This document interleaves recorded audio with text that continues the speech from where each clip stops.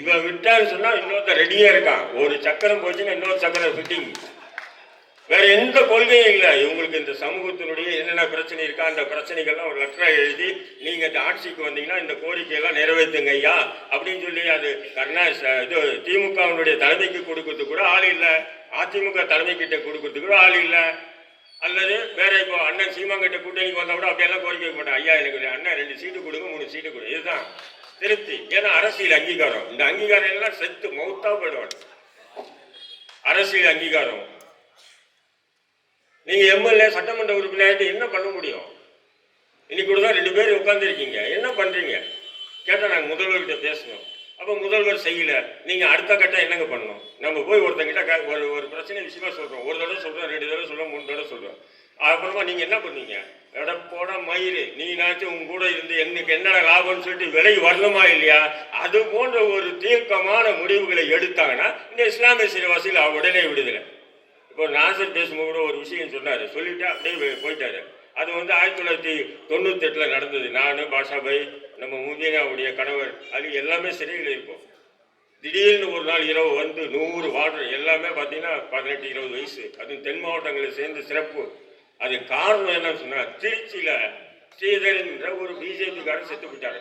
யாரை கொண்டுட்டாங்க. கொண்டுட்டாங்கன்னு சொன்னா காவல்துறை என்ன பண்ணும், அரசு என்ன பண்ணும், அந்த கொலைகாரனை கண்டுபிடிச்சு அவங்கள நீதி முன் நிறுத்தி தண்டிக்கணும். இல்லையா அதிகபட்சமா இப்படி ஒரு கொடூர கொலை நடத்திட்டீங்களேன்னு சொன்னா அவரை நீங்க தான் இப்போ வச்சிருக்கீங்க லேட்டஸ்ட் என்கவுண்டர் அப்படி கூட போட்டுக்கலாம். அதை விட்டு நீண்ட காலமா சிறையில் இருக்கக்கூடிய எங்களை தினமும் காலையில் கதவு திறக்கிறது, அடிக்கிறது, பூட்டுறது, மறுபடியும் விட்டுறது, திறக்கிறது, பூட்டுறது, அடிக்கிறது, முடியுது. இது தொடர்ந்து 100 நாட்கள் நடந்தது. அந்த 100 நாட்களுக்கு பிறகுதான் அந்த பாக்சர் வடிவேல் என்ற ஒரு நபரை அடித்து கொள்ளுகின்றார்கள். சிறையிலே கலவரம் வருது. எங்களை யார் அடித்தானோ அந்த ஜெயபிரகாஷ் என்கின்ற அந்த டெப்டி ஜெயிலர் யாருடைய தலைமையில் எங்களை அடிச்சாங்களோ அவன் எங்க கண்ணு முன்னாடி செத்து போனோம்.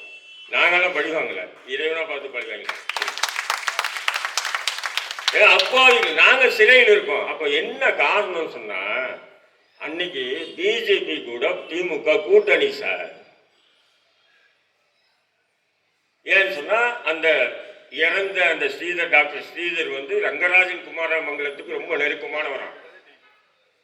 அந்த ரங்கராஜன் குமாரமங்கலம் அத்வானி கிட்ட சொல்லி, அத்வானி முரசலிமாறன் கிட்ட சொல்லி, முரசலிமாறன் முதல்வர் கிட்ட சொல்லி, முதல்வர் நம்ம ஆலடி அண்ணா சட்டத்துறை அமைச்சர் கிட்ட சொல்லி கேவிஎஸ் மூர்த்தி என்கின்ற ஒரு நபரை நியமனம் பண்ணி தினந்தோறும் அடிக்கிறது போட்டுறது. இதுதான். அது போன்ற ஒரு நீதிமன்றங்கள் இல்லை. இப்ப சொன்ன சமூக அமைப்புகள் எல்லாம் சைலண்ட் மோடு.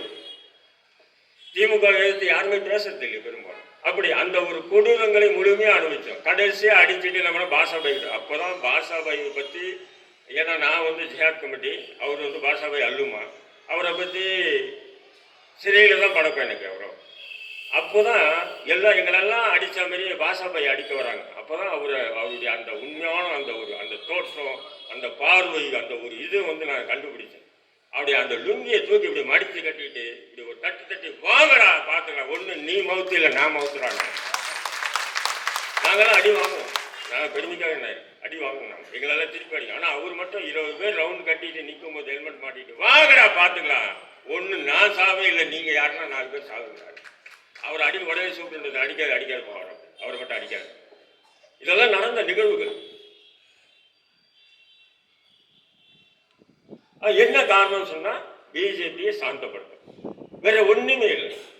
இவன் தான் சொல்றான் பிஜேபி உள்ள வந்துடும் அமைதியா இருங்க, பிஜேபி உள்ள வந்துடும் அமைதியா. அட பாவி, பிஜேபியை 4 பாராளுமன்ற உறுப்பினர்களை அனுப்பி வச்சு அவன் சொன்னான்றதுக்காக ஒரு இஸ்லாமிய சமூகத்தை சிறையில வச்சு கொடுமையா தாக்கின ஒரு நாதாரி கூட்டம் திமுக. அந்த திமுக சொல்லுது பிஜேபி வந்துடும் அமைதியா இருக்கு, பிஜேபி வந்துடும் அமைதியா இருக்கு.